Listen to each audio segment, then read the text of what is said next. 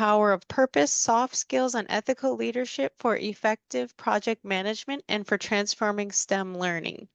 And the panelists we have here today are Bill Davis, Program Chair, University of Arizona Global Campus, Fatima Zahra Zouali, Mohammed University, Morocco, Laurissa Armstead, UAGC Student Success Program Coordinator, and we have Kira Heske, UAGC Associate Director of Learning Support, Manny Harim, UAGC Admissions Specialist, and Melissa Galais, Student Success Program Coordinator. So take it away, please, panel. Okay, I'm just going to welcome everybody here, and I'm going to hand it over to our leader who's going to lead us through that. And I think that's Melissa and Manny. So if you want to get started, go ahead. Okay, Manny, can you go ahead and share the slides, please?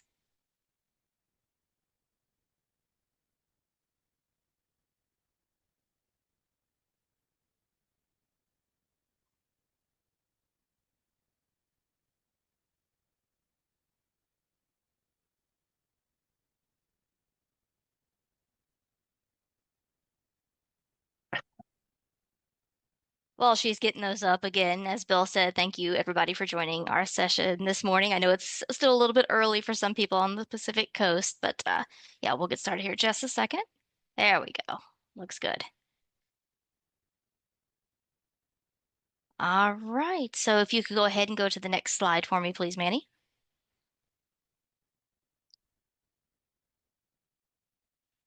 So I am going to kick us off. My name is Melissa Galais, and I am one of the Student Success Program Coordinators in the CHAMPS Peer Mentoring Program here at UAGC. And I'm going to talk to you about durable soft skills. What are they? These are the skills that help us navigate our daily lives. They help us navigate conversations, meetings, and our everyday interactions. And they shape how we are perceived as leaders, how we're perceived as instructors, coworkers, and even how we're perceived as friends. These skills are powerful because they influence how teams function and grow together. So, leaders who develop strong soft skills are able to build and motivate teams. And in turn, those teams are willing to take on new challenges, they step up when they're needed, and they're also more willing to support one another. They also help us create a culture of caring that is productive, efficient, and resourceful. When the leaders guide their teams to understanding their roles and their purpose, it creates a sense of balance and also a sense of shared direction. Now, that all sounds great, but the truth is that developing these soft skills takes time and intentional effort. Soft skills are not something that we can master overnight. They have to be practiced and continuously strengthened, especially if you're helping a new leader and to lead effectively. Today, our goal is to encourage you to explore and reflect on how you apply soft skills in your own interactions. On the screen, you'll see 6 soft skills that you can start strengthening right now to become a more effective leader. And while these 6 skills are important, they are just the beginning. There are many more that will help you continue to shape and lead and work together. Next, we are going to watch a short video from one of our colleagues, Laurissa Armstead, that was not able to be here with us today.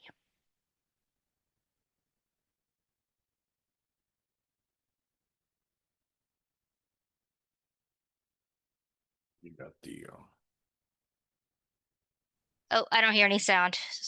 So Manny, when you share the slides, share them with sound.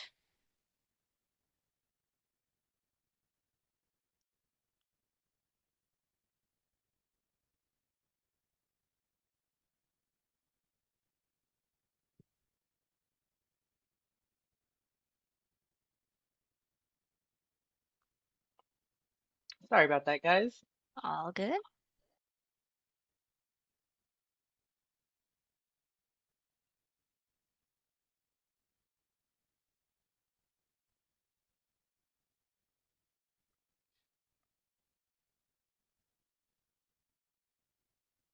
My name is Laurissa Armstead, and I'm a Student Success Program Coordinator in the CHAMPS Peer Mentoring Program here at University of Arizona Global Campus. I wish I could be there with you all today, but I'm grateful that I have an opportunity to share briefly on soft skills. When we talk about soft skills in higher education, we're really talking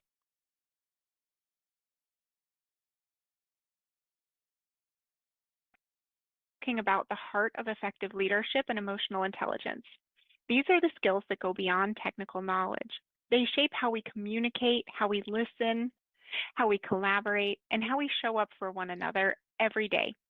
While technical skills do matter, it's soft skills that often make a big difference. Soft skills are what truly allows us to connect with people. They help us navigate challenges with empathy, build trust among teams, and create environments where individuals feel valued, respected, and seen. And when we prioritize these soft skills, we're doing something even bigger.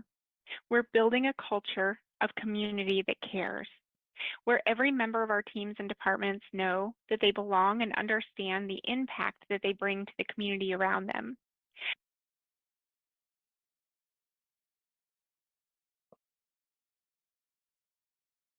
So thank you for tuning in today and continuing to lead with care, intention, and connection. By sharpening your soft skills, you are making a difference. Thank you so much.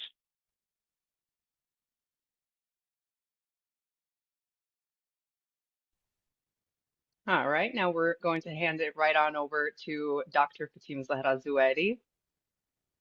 Thank you, Manny. Thank you, everyone. So good morning there in the US. Good afternoon in Morocco.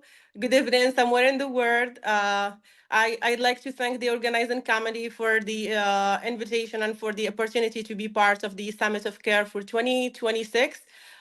So today, I want to explore a question that sits, I think, at the heart of our teaching missions, which is how can higher education move beyond simply delivering a degree to truly equipping students with the skills that matter in today's complex, dynamic workplaces. So the answer, I suppose, lies in intentional, structured development of durable skills and workplace-ready competencies through pedagogies, programs, and credentials that bridge classroom learning with real-world impact. So in this regard, I'd like to share with you a practical implementation that consists of 5 actionable steps for higher education leaders. So the first step is for institutions. We need to institute a durable skills mapping process through action or across programs, identifying core durable skills to be cultivated, align course levels objectives, and create assessment rubrics that measure growth over time. The second step is to interpret or integrate and interpret leadership as work-based learning into and integrate it into the core students' experience, expanding leadership development offerings and expanding on-campus employment opportunities for students with an explicit skill development objectives. So in this way, we can leverage, for example, library, administrative, and peer mentoring fellowship as scalable models for our students. The third step is to reimagine career services as a central campus-wide function.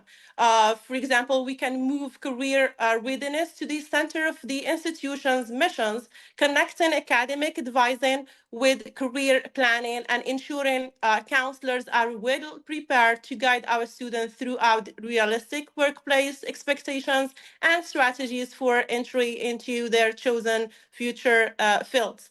The fourth step is to develop and pilot a formal credentials framework by introducing badges, for example, or micro credentials tied to the durable skills outcomes. We can type, for example, a digital portfolio that, for example, aggregates learning across formal and informal experiences, making collaboration with employers to validate skill definitions and performance criteria for the majors we have, for example, in the different colleges and faculties. The last step is to foster critical discourse, of course, about employability within disciplines, acknowledging the societal and policy dimensions of employability in education, and encouraging department to balance market signals with the broader educational aims.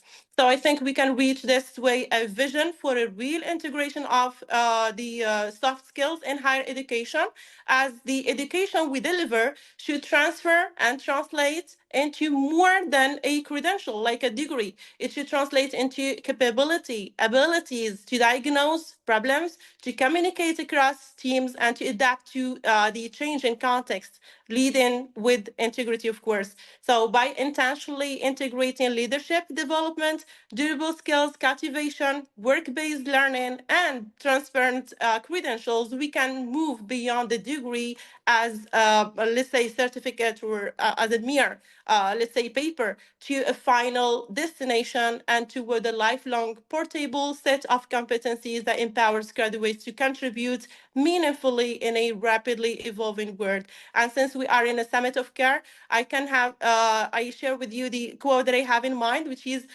leaders do not take charge, but they take care of those in their charge. So we need to take care of our students since they are the ones in our charge. Thank you so much for the opportunity. And I hand to Manal to talk about the purpose and the power of purpose. Thank you. Thank you so much, Fatima.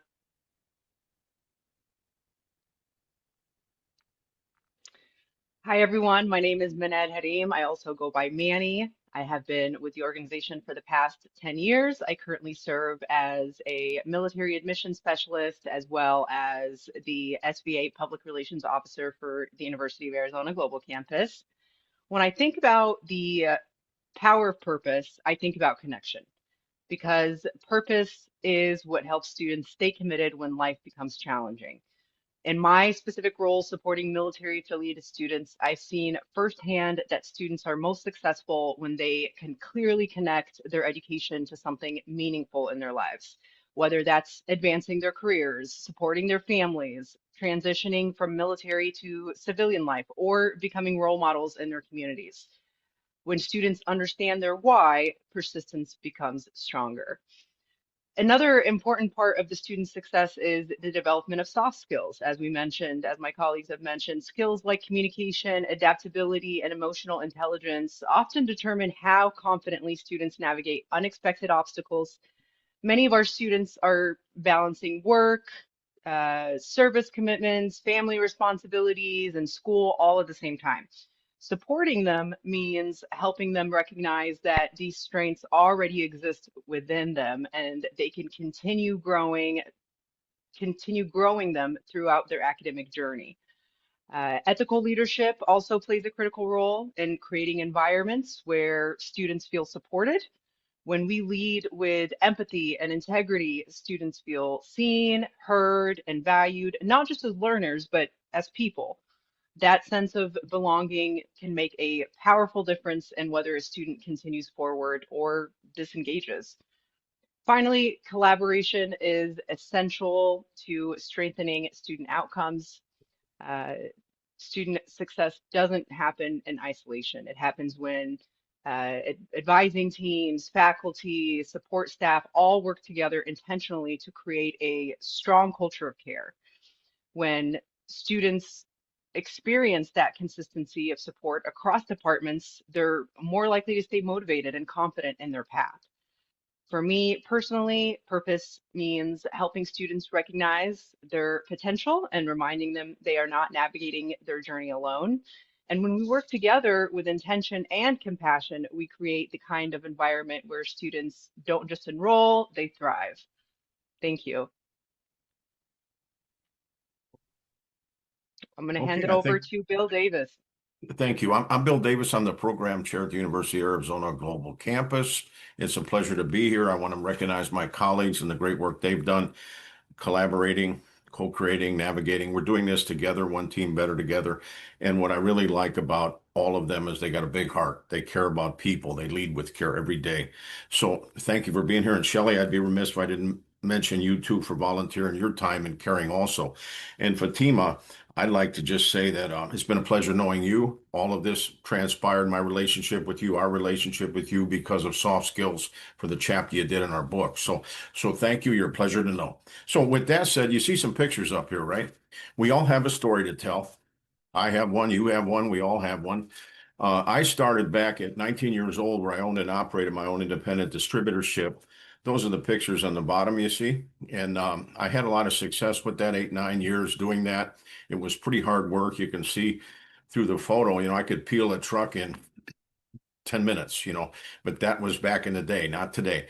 But anyway, you see up above, you see my team in Chicago. I've worked in different locations for PepsiCo, and my mentor's in the right-hand corner. You see the person in the bottom corner, Dr. Hope Gardena, Linda Kuga, who was the Vice President of Canada, Pepsi.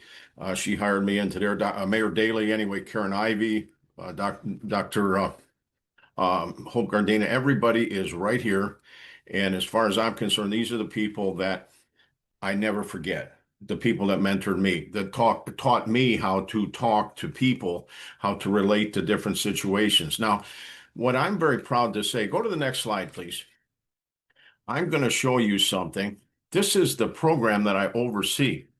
If you were to come into the BA Operations Management Analysis program, I can tell you if you commit, you're dedicated, what you're going to do is you're going to gain a lot of technical expertise. You're going to gain the ability to organize.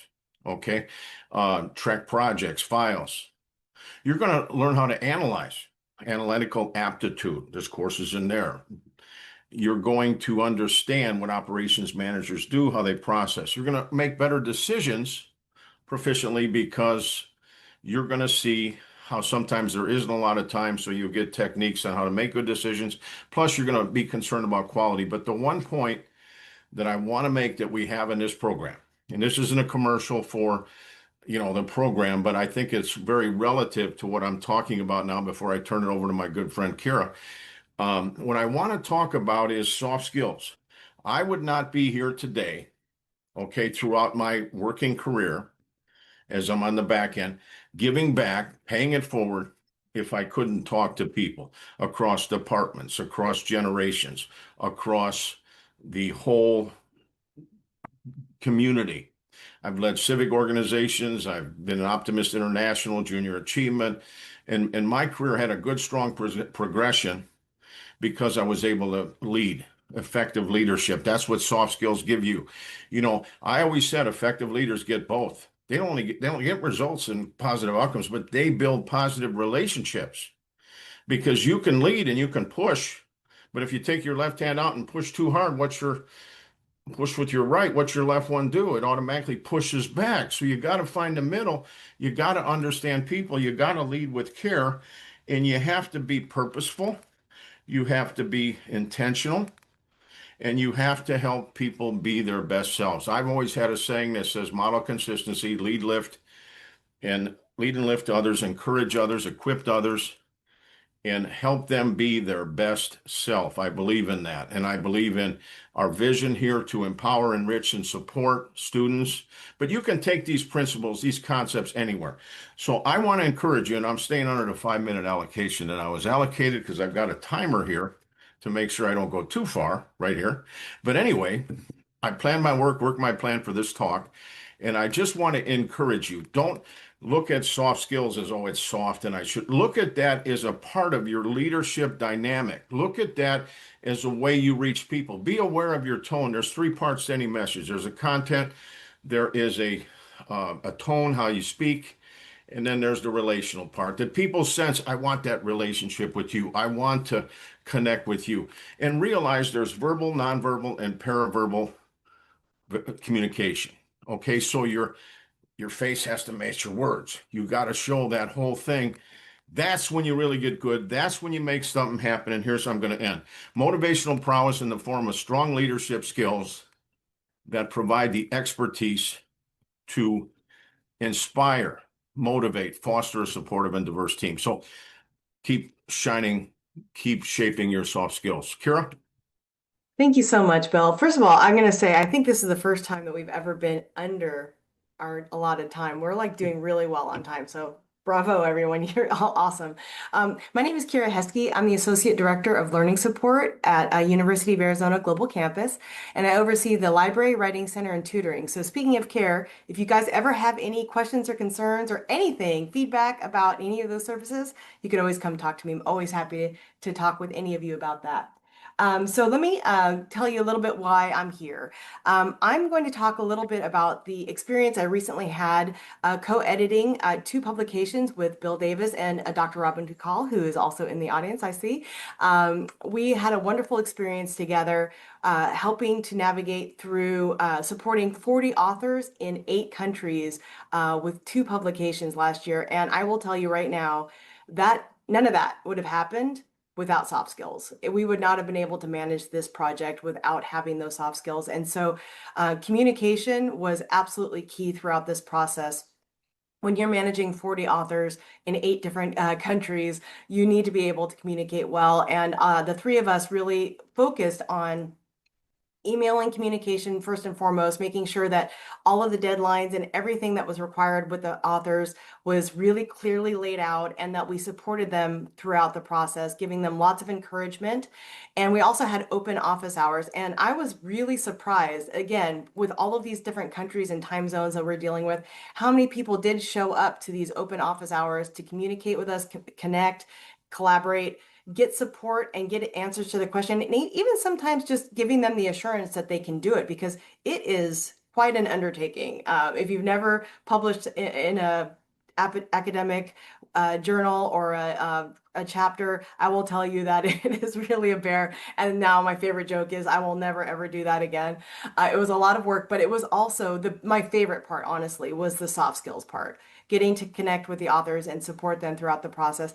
And I will say that so many people that are much better versed than I am in academic publishing, a lot of these authors would come to me and say, I've never felt more supported. I've never felt like I could do it more than with you guys and this team working together. And it really was magical. It was really special. And I feel really good that we actually were able to usher through every single one of those chapters that were promised to us came through, and that's why it turned into 2 books. We actually were expecting a lot of people to drop out because that's what we were told to expect, and nobody dropped out. And instead of having enough content for 1 book, we actually ended up having enough content for 2 books. So I would say that that is a major win. And again, I think soft skills had a lot to do with that.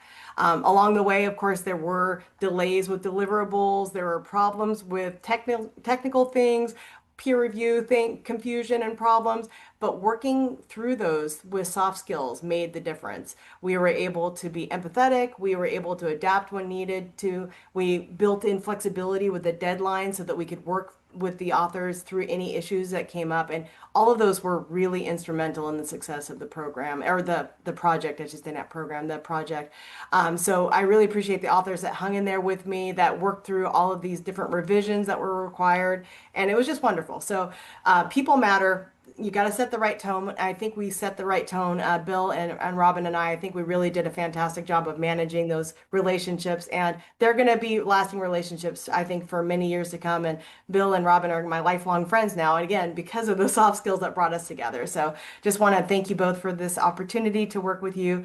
And it looks like we still got, gosh, over 5 minutes left. So I'm going to end the presentation there.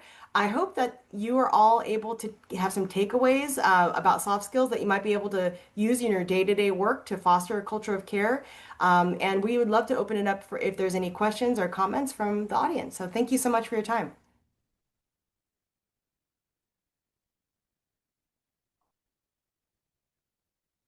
Oh, we see there is, oh, Robin asked a question, I think. With AI becoming such a big part of learning, some students might start to rely on it too much and not build skills like critical thinking. What would you suggest young students do to make sure they still develop those essential skills? Wow, that is a great question. Is there anybody that in particular wants to answer that? I mean, I'm happy to take a I'll stab give at it a that, but shot. yeah, Yep. please. Yeah, that is a great question, Robin, and thank you for taking the time to ask it. AI is certainly becoming a powerful learning partner, I would say, as Dr. Nathan Prince recently mentioned, but it shouldn't become a replacement for thinking. So personally, in my role, I encourage students to use AI as a starting point, not an end point. So instead of asking it to give an answer, they can ask it to explain various complex concepts in different ways, generate examples, or help them compare various perspectives. Um, And then also making sure to take the time to practice reflection. So with using AI, you know, students can take a moment and just reflect, can I explain this concept to somebody else effectively? If they can, great. If not, maybe spend a little bit more time on the concepts to learn them a little bit more.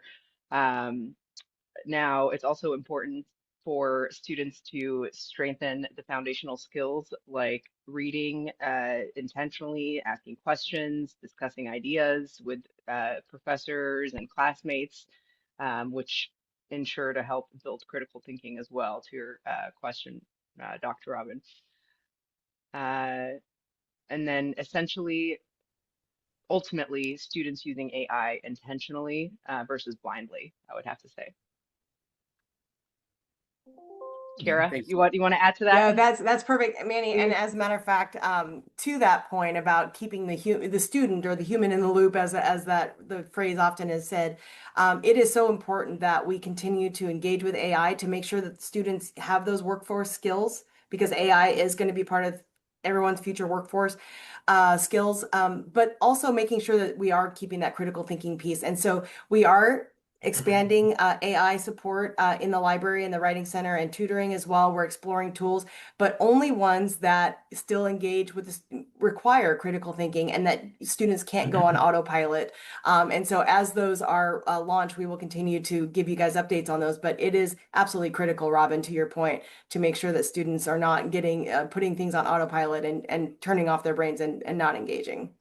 Yeah, I was. Thank you for those responses, Manny and Kira. I was just asking that because I read somewhere recently that globally and more so here in the U.S., that surveys suggested that the critical. Robin's froze up. Okay, so it's not just me. So Skills whenever among young I'm sorry, adults you in froze the for a West. You're second, good now, Robin. Can you Robin. Cut out for a second. Go ahead. Yeah. Could you hear me?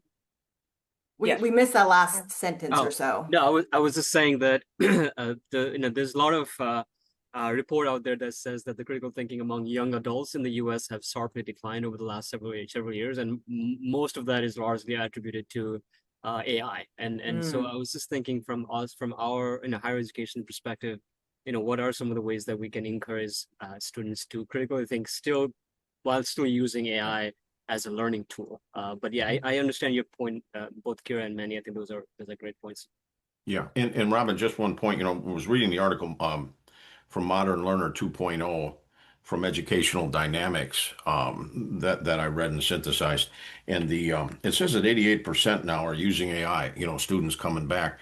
And so as you look at this, they're going to use that as a companion to get answers, to get some data, still do some research. But I think the most important thing is think of it as a companion. But when you get back to people, and process, you still got to communicate. You can come out and get some plan or outline, but you still, I saw Jennifer shaking her head on the screen there. And Jennifer, I related to you very well. Both of us early on as we've gone through the changes here.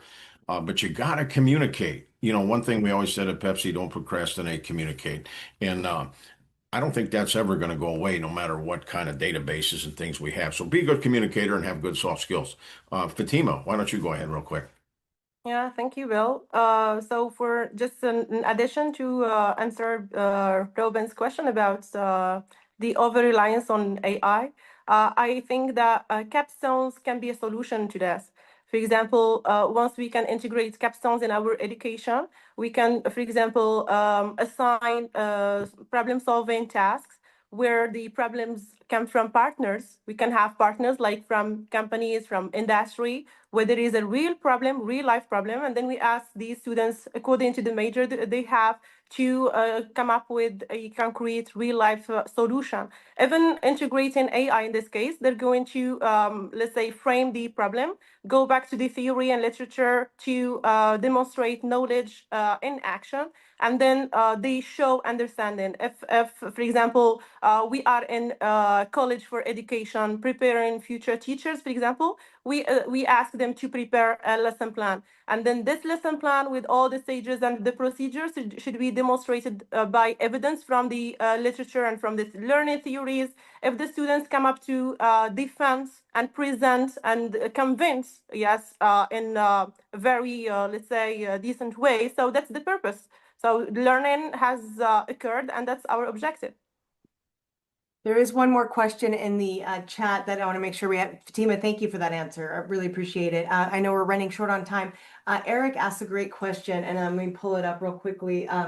What is the best way to learn or acquire soft skills? And Bill, of course, you came to mind when that question came up. What are some ways that people can grow their soft skills? Is there training or ways that you can recommend to learn and acquire those skills?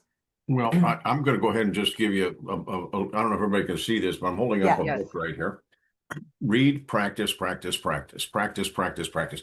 Put yourself in situations where you're going to present. For example, I've taken Dale Carnegie through the years, John Gordon, certified positive leader, etc. Put yourself in situations where you're going to experience personal and professional growth. Because public speaking is a fear, and really sometimes just a matter of jumping in, going through it, getting a good coach, find a mentor, somebody's going to boost you and lift you, and I think you'll be fine. But I always encourage everyone, practice, practice, practice. I see Dr. Egypt in the audience, and we practice, practice, practice, and present it in different departments and so forth. So team up and make it happen, collaborate. So that's my advice. All comes with practice. Don't be afraid. Get a good mindset. You can do it. I'm putting the link to that book in the chat. This is one I found of that particular book you held up, Bill. Hopefully that goes through. Oh, did not work at all. I'll try again. Okay, any other questions? I know we're at time, but let's see. I'm going to try that link again. But any other questions? Sure. I just want to thank everybody for coming. This is a topic that's near and dear to all of our hearts, and we're growing every day. So keep growing. Keep growing. No matter where you're at in your development continuum, keep growing. This is just another aspect that's going to get you further. So absolutely. I'm going to try that link again. I'm trying a different one actually. So you guys can see this. This is one of the books that Bill recommends. And by the way, his recommendations for books are always really excellent. So top tier. Yeah. Top tier. Here. Write it down. Try it again. Somebody write it down. Exactly. There it is. All right. Well, perfect. Thank you, everyone. Thank you. Are there any other closing comments? Thank you all so much for joining the call today. And Manny, I just want to make one little plug for Fatima. She wrote a beautiful article in our IGI publication on soft skills. So if you need Fatima's email, just email me, bill.davis@uagc.edu, and I'll hook you up with her. She's done great work in this area. Fatima's part of the family now, part of the UAGC family. Thank you, Manal. Thank you. Great. Thanks, guys. Thank you all. That concludes our panel for today. So thank you, Bill, Fatima, Laurissa, Kira, Manny, and Melissa for your time. And if you could consider nominating this wonderful presentation for an award, I posted in the chat the links to that. It's also on the main page. And on behalf of UAGC, thank you for coming. Have a great rest of your day. Yep. Thank you so much. Thanks for hosting us, Shelley. Thank you. Thank you. Bye-bye. Bye. You're welcome.